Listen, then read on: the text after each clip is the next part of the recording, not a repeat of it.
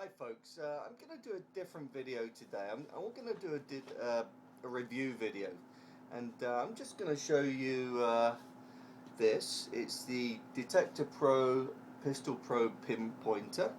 I just want to show you what comes with the pinpointer and just share some of my thoughts on it, just because I've received a couple of emails asking what I think of it, so I'll let you know.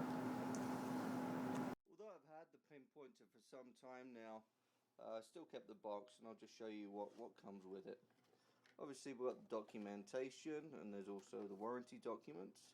There's a little holster there you keep on your belt, and then there's a pinpointer itself. Okay, so here's the pinpointer out of the box with the little holster, which is handy obviously. And it's got this nice little clip on there, little strap that keeps it there when it's on your belt. A couple of things about just the holster first of all. You can see the loop on the side there. Now when I tried to fit this to a standard kind of military or police type equipment belt, which probably a lot of people have got, I had problems and it ripped the loop right out, so I had to put some glue on there and sew it. So I think they could have made that a little bit bigger. The belt I've got isn't a really thick one, but it's a kind of standard equipment belt, so I think that could have been a little bit better. But you know, other than that, since I did the small repair, it does its job and it's fine. Now let's get on to the pinpointer itself. So this is it. You notice the yellow markings on there. That's something that I put on, and I did that after reading online that many users thought it looked too much like a gun when it was in the holster. So I put the tape on there. Whether it needs it, I don't know, but it also serves just to help me if I put it down in some grass, it's something a little bit brighter for me to see. So I put it on, and it's not doing any harm. But whether it looks like a gun or not, I don't know. I don't think it really does, but maybe from a distance it could be mistaken. So that's why I put the yellow on there. Anyway, so this is what you get. As you can see, it's actually quite big, really. The handle, it's just a little uncomfortable, I would say, especially when you see the button to activate it is up here. So your hand's got to be quite forward, and you press it to use it. You can hear that. I would have preferred to be able to hold it down here and have a little trigger kind of switch. It just feels more comfortable holding it a little bit lower to me, and I haven't really got big hands, and I can see some of the guys who've got real big hands would kind of struggle, and their fingers and thumbs would be in the way trying to get this switch to work. But that's just me, that's what I think. Would have been great to have a little toggle on-off switch there, and rather than having to hold this button down all the time, because you have to hold it to activate it.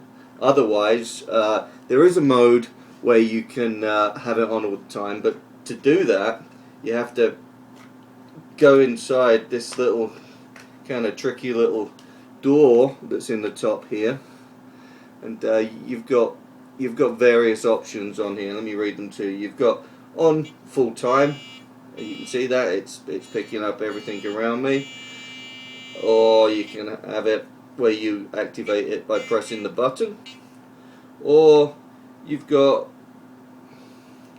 another one where you can activate it by pressing the button. It just gives a lower sound, or there's a mode where the red light comes on when you get a signal. I don't know if you can see that there. There's a red light. It's activating there when I press the button, because everything around me is metal. So yeah, that's just a little bit tricky. It's okay, probably not the best design, however, it is what it is. So I generally have it on high, and when I go to find a target, I try, and if I can't immediately find it by that, then I flip it open, and I prefer it on all the time, so I can put it down, I can move some dirt around, pick it up again and poke around. it's just a little bit of a pain to hold it down all the time to use it. That's what I find. Let's turn that off. Okay, so then we've got two other controls here for it.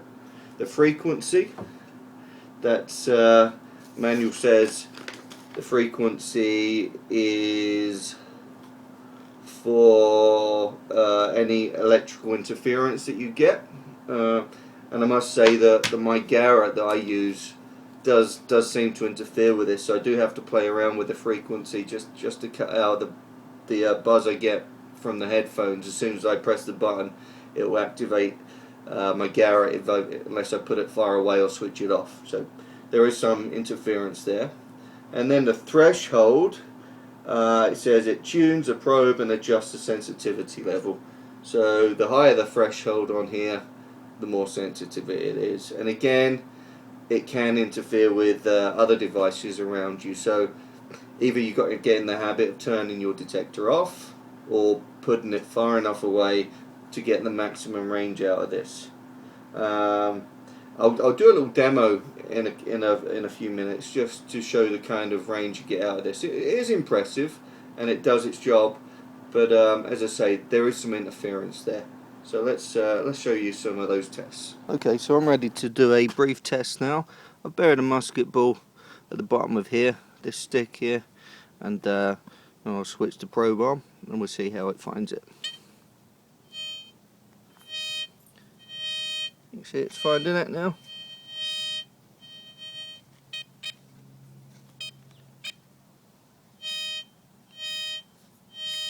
So let's see how deep that was.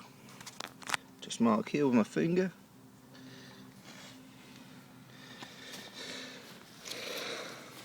That was about the maximum that I could get on it. And let's just see. Excuse the camera work.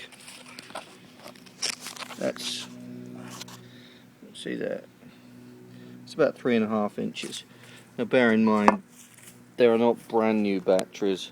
Batteries have been there in a little while, so I don't know if it will make a difference. But I got 3.5 inches on a lead musket ball. Okay, I'm going to do another little test now. This one just in air. So I've got a George III penny there, and we'll see how it picks it up. It's on. And you can start hearing it for about 3 inches.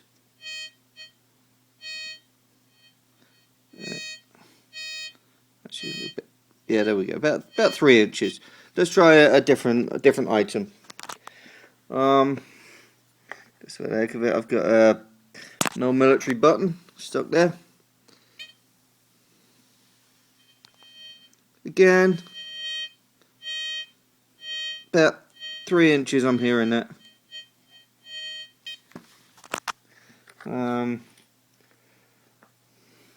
Okay, silver. What is this? This yeah, this is an 1854 American quarter, I think. Yeah, it was one of my favourite finds actually. Probably the best coin I've found.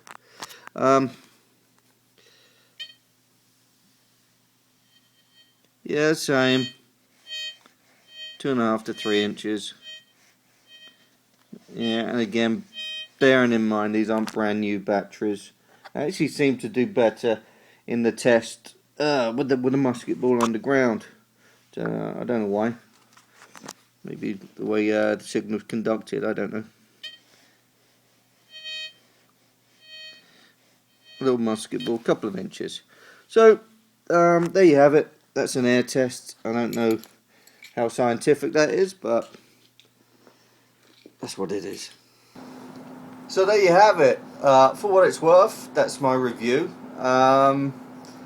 To recap, yes, it does work. It does what it's meant to do. It helps recover items in the ground, which is the job of the pinpointer. But in my opinion, it's got some ergonomic issues. It could have done with a slightly more comfortable handle. I would have liked a control thing where I could use like a trigger finger control, and additionally, where the battery compartment is back there, need a screwdriver to be able to take the cover off to change the batteries. It takes two 9-volt batteries. I take a screwdriver out with me. If you didn't take one out and you needed to change the batteries, then you've got no chance. So that's the Pistol Pro pinpointer. It's decent, does its job, and maybe just could have been a little bit more ergonomic. Thanks very much. If you've tried the pinpointer, then please put some comments down, see what you think about it. I'd be interested to know, especially if anybody's done any modifications or changed anything on it. So I know a few guys quite good with electronics might have changed some stuff with it. It'd be really interesting to see what other people think of it and what other people have done with it. So thanks very much. Thanks for watching. Bye.